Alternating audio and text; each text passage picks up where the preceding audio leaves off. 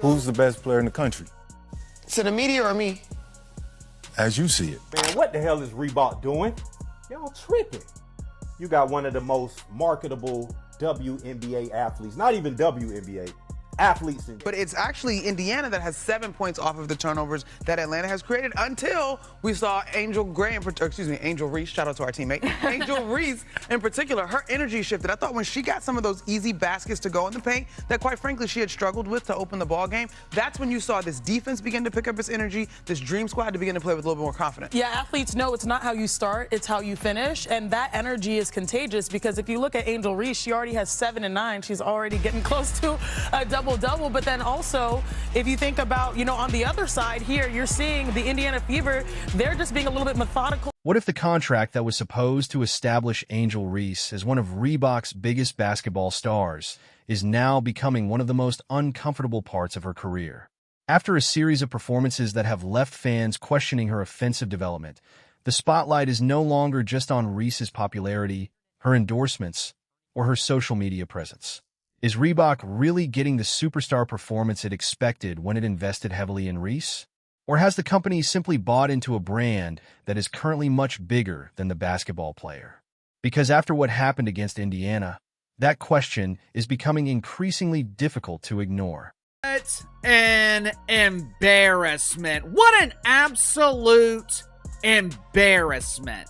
ESPN's coverage of this toxic turd of a league, it is more embarrassing than this never-ending burn on my lip that just refuses to go away. Allow Uncle Casey to give you some valuable advice.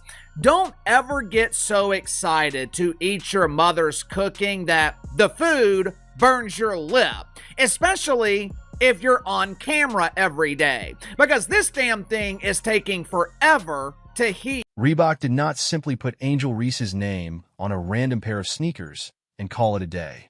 The company signed Reese to a multi-year extension and announced that she would receive her own signature shoe, making her only the second WNBA player to receive a signature sneaker from Reebok.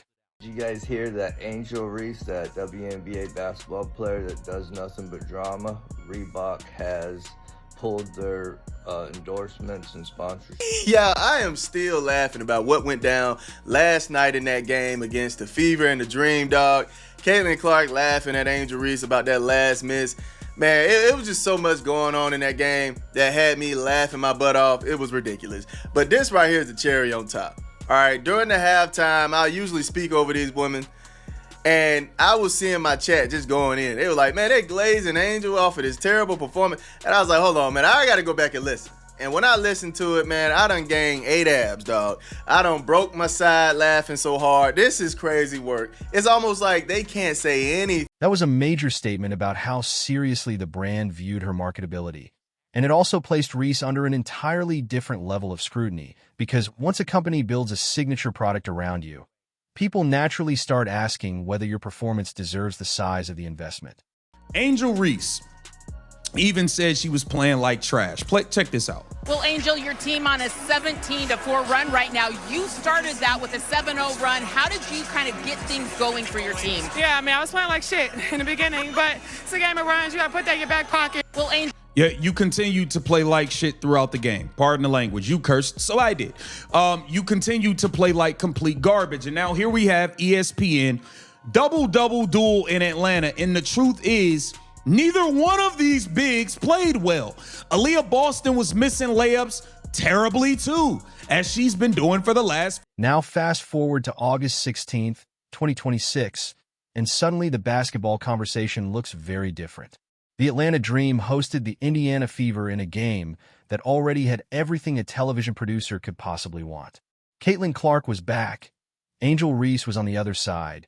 Playoff positioning was at stake, and the old college rivalry was sitting in the background like a loaded storyline waiting for somebody to press the button.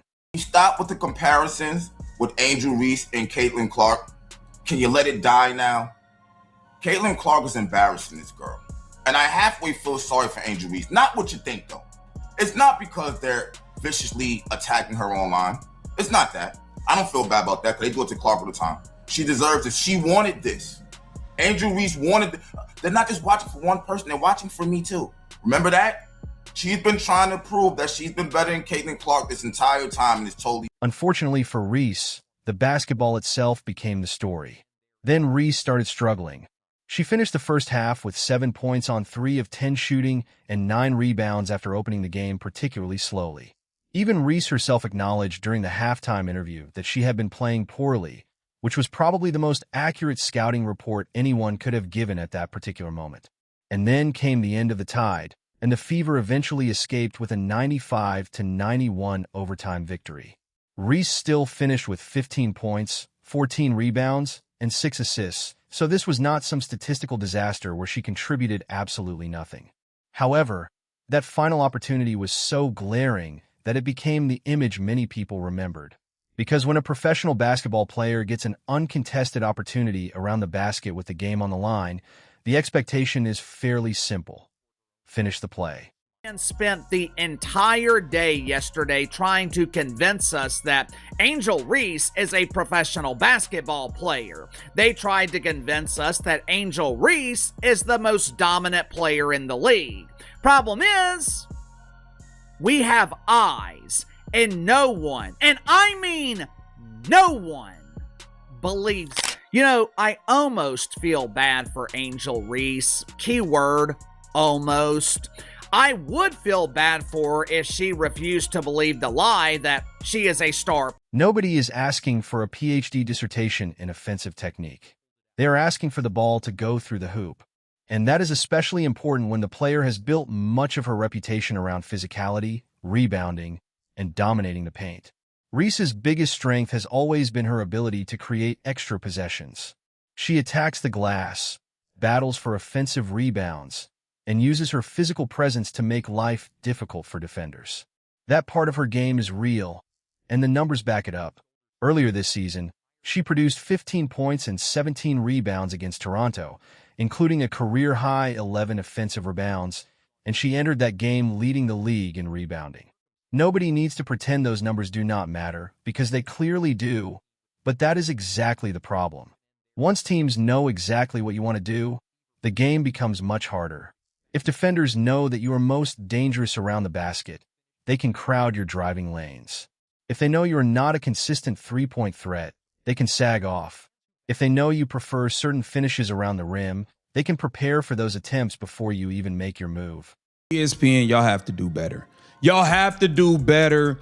Y'all have to get some actual honest media at some point. ESPN has embarrassed themselves. You have Monica McNutt and company. You know the crew, Andrea Carter, Chinny Ogumake. They were on ESPN on the telecast, on the broadcast, lying about Angel Reese's performance. You got ESPN pretending like Angel Reese played well. Andrea Carter lying, saying Angel Reese wasn't missing her layups.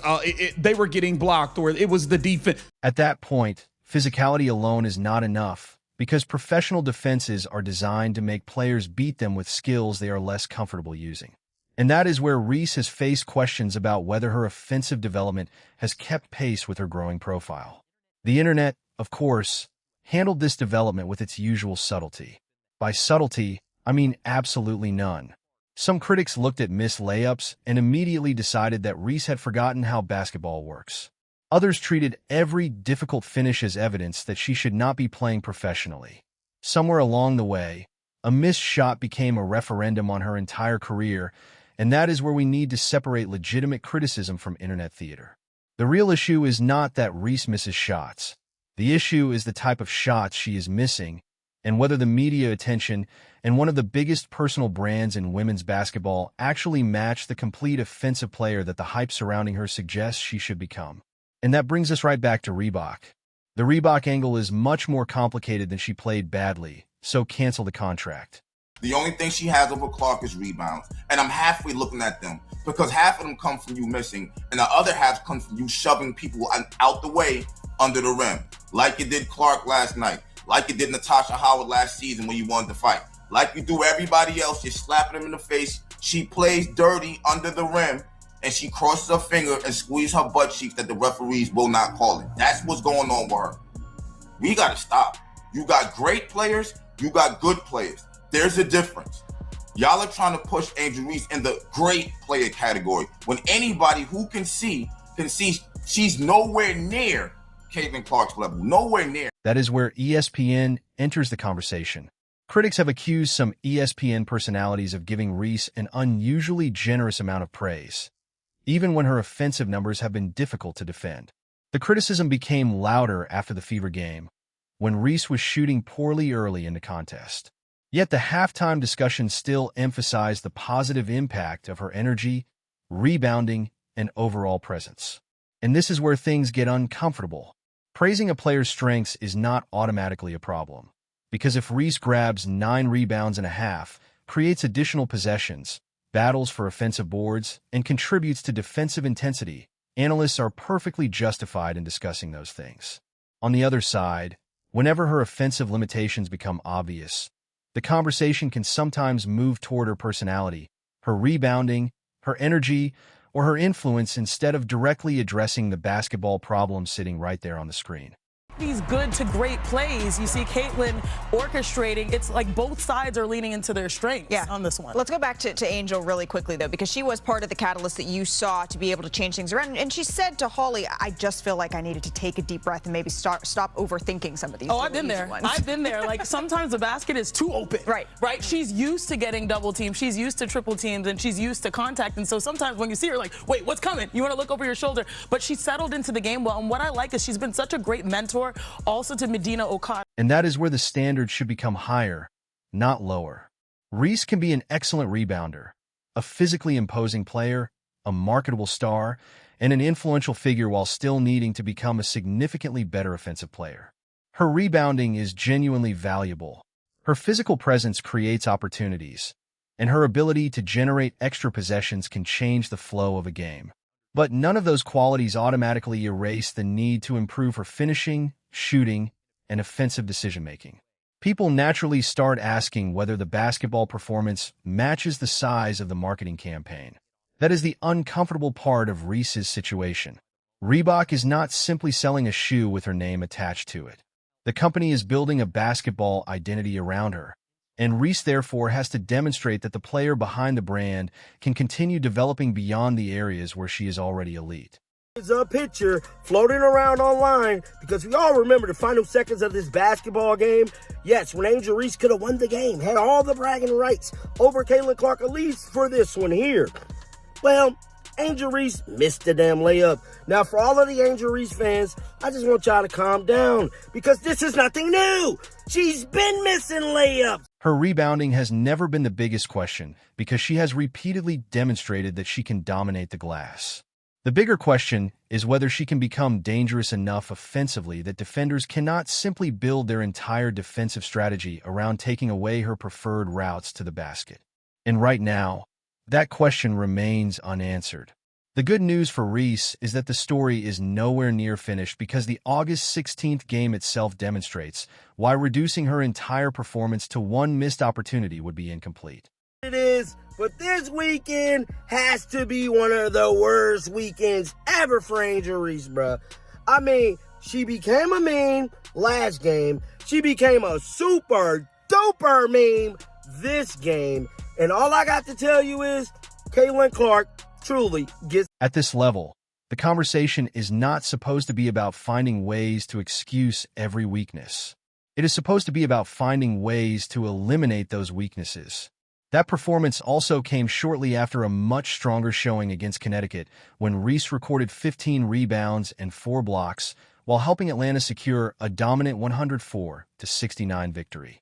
That type of performance is a reminder that her value does not disappear simply because her jump shot is unreliable on a particular night, and it also shows why teams continue to value what she brings physically and defensively. However, nobody should confuse being valuable with being complete. Those are two completely different things. Reese giving us a real comedy show playing basketball, or should I say, attempting to play basketball. Multiple wide open. She was so wide open, you couldn't see anybody else on the screen with her, and she still missed a layup. A chance to win the game at the buzzer, wide open, fundamental, layup, kiss it off the backboard. Can't do that even. getting blocked left and right. Michaela Timpson, Monique Billings treating her like she... So the argument that Reese suddenly cannot play basketball is just as exaggerated as the argument that every criticism of her game is somehow unfair. The reality is that she is an elite rebounder with genuine physical and defensive value, while her offensive limitations remain a very real part of her evaluation as a professional player. Her development as a finisher, her shooting consistency, her ability to attack different defensive looks, and her capacity to punish defenders who leave her open will ultimately determine how far her game can go. If those areas improve, the conversation changes. If they do not, the enormous gap between the size of her celebrity and the limitations of her offensive game will continue to attract attention. The Angel Reese one is already an established signature product rather than a speculative idea, and Reebok's continued promotion of Reese indicates that the brand is still committed to the relationship, but that does not mean Reese gets a permanent exemption from criticism. Quite the opposite. The bigger the brand becomes, the higher the expectations become. For all the people that was talking all the trash about Kayla Clark missing those free throws that one game, yeah, we remember that. We remember that. And guess what? Angel Reese couldn't even make a damn layup to win the game. And I'm telling you right now, this is hella funny. Oh my God, this is super funny. This is more funnier than the video of the guy pretending to be Angel Reese. I mean, she literally hit the floor, put her hands over her head. Sorry, guys. Hit the floor, put her hands over her head like, oh my God, I messed up. Yeah, you messed up real bad, Angel. Real bad. But let's pull up the meme right now and let me show y'all this. So DraftKings. That brings us back to the original claim that Reebok has stripped Angel Reese of her contract, because there is currently no credible evidence supporting that conclusion. In fact, the available evidence points in the other direction, with Reebok continuing to promote Reese and her signature footwear while maintaining her position as an important part of its basketball strategy. Still, the question is not completely meaningless. Could criticism of Reese's performances eventually affect how brands evaluate her? Absolutely. Counters become dangerous when defenders give you space. Turn those offensive rebounds into reliable second-chance points. And when the game is on the line, finish the opportunity. Because the funniest thing about this entire situation is that Reebok may not be worried about Angel Reese right now, but the company is certainly watching the same basketball everyone else is watching. Reebok may actually be betting on the possibility that the basketball player continues to develop while the Angel Reese brand becomes even larger. Shanae answer. Y'all saw how Shanae was like, how Malika just jumped in mid-conversation with her mid-talking and say, yeah, but let's get back to Angel Reese. She almost didn't even want her to say anything good about Caitlin Clark. I don't understand it. Hey, you only can say that about players who are too open shooting the three. Not right at the rim, dog. Come on, man. We don't say that for players right at the rim. Only when you're shooting threes, man. Sometimes you are too open when you shoot a three, but not when you're right at the rim. That's ridiculous work. But that bet only becomes more convincing if the basketball catches up with the brand. And the Angel Reese one continuing to appear in new releases only reinforces the fact that the partnership remains an active part of Reebok's basketball strategy rather than something the company appears eager to abandon. So perhaps the real question is not whether Reebok should strip Angel Reese of her contract, because the evidence simply does not support that conclusion. The more interesting question is whether Reese can eventually become the complete basketball superstar that the size of her brand suggests she should be. Because right now, there is an uncomfortable gap between the marketing and the production. There is a gap between the celebrity and the offensive skill set. There is a gap between the way some analysts talk about her and what viewers sometimes see when she has the ball in her hands. And that gap is exactly where the criticism is coming from. If Reese can improve the areas that are currently drawing criticism, particularly her finishing, shooting, and offensive versatility, then the conversation could change dramatically. The same missed layups that are being replayed and mocked today could eventually become nothing more than an awkward chapter in the development of a much more complete player. But until that development happens, people are going to keep asking the uncomfortable question that nobody in the marketing department can answer for her. Does the basketball player actually match the brand? Because Reebok can sell the shoe, ESPN can sell the story, Social media can sell the controversy, but eventually Angel Reese has to sell the basketball. And knowing sports media, if she finally turns those weaknesses into strengths, do not be surprised when some of the loudest voices criticizing her today suddenly begin explaining how they were simply waiting for her breakthrough all along.